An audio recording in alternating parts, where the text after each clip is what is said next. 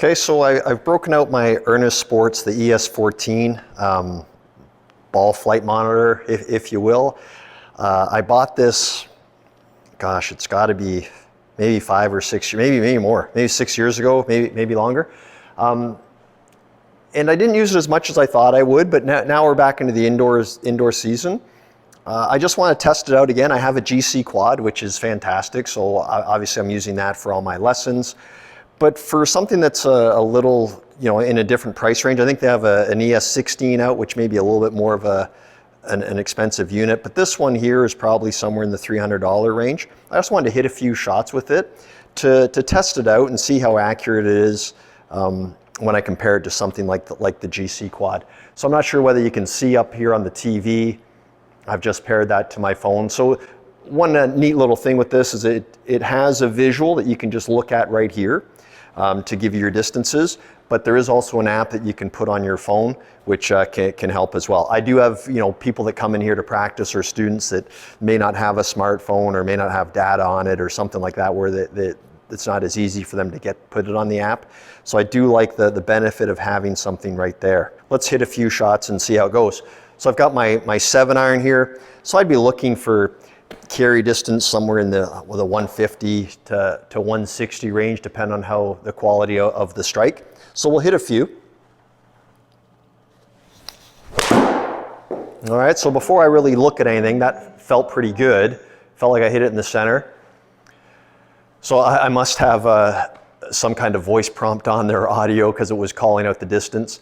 But it is saying here 164, my ball speed 115, club speed at 81. The smash factor, so the combination or the calculation between club speed and ball speed, the efficiency of the strike was 1.42. And as I said, I haven't used this in a long time. It's giving me a direction there with S. I'm assuming that's straight. So it did feel like a pretty good shot, a solid strike, and it's saying 164. If anything, that may be overstated a little bit. That's not a bad strike for me at all. 164 carry would be pretty good for a 7-iron when I'm just sort of trying to hit it normal. And at a club speed of 81, that sounds about right. Maybe that to me might even sound slightly low. Hopefully it's reading low and I can swing it faster than that. But again, what we're looking for here is some general numbers. I think that looks very good. Let's try another one.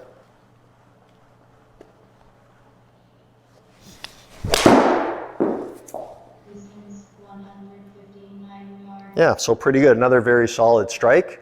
So this is saying my club speed at 82, ball speed of 112, smash factor 1.37, 159-yard carry, and straight. So let's do this. Let's hit one a little bit more off the toe on purpose. So we'll try not to have as good a quality a strike, and we'll see what sort of readings we get for distance.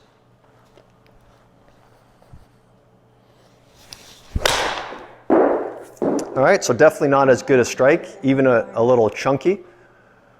So club speed 85, distance 137, my smash factor down to 1.15.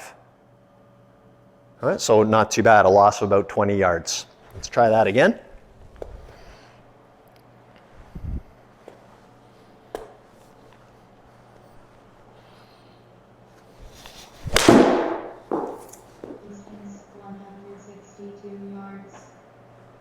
Okay, so there's a 162-yard carry, 82 mile an hour club speed, 113 with the ball speed, 1.38 smash factor. So again, a very solid strike for me, and a carry distance of 162. So with all, everything being said here, I think that's an accurate enough tool. Certainly when I tried to hit one, it was telling me that. I was seeing that drop in 20 yards. And the club speed seems to be pretty good. And when I compare these to my GC Quad numbers, it's absolutely good enough for something that would be an effective way for you to train. And having the app, it'll allow you to just keep your sessions, and you can see how well you do throughout the winter while you're practicing, or even taking this outdoors and doing it. If there's a drawback a little bit in how this unit sets up, it can make some people a little nervous or a little jumpy with having it sort of out front there, so maybe something you have to get used to.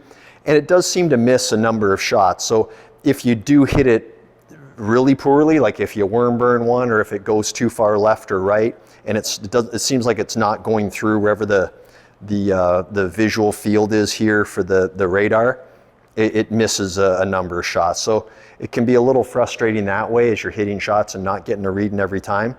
But for the most part, pretty effective and very accurate with what we're looking for.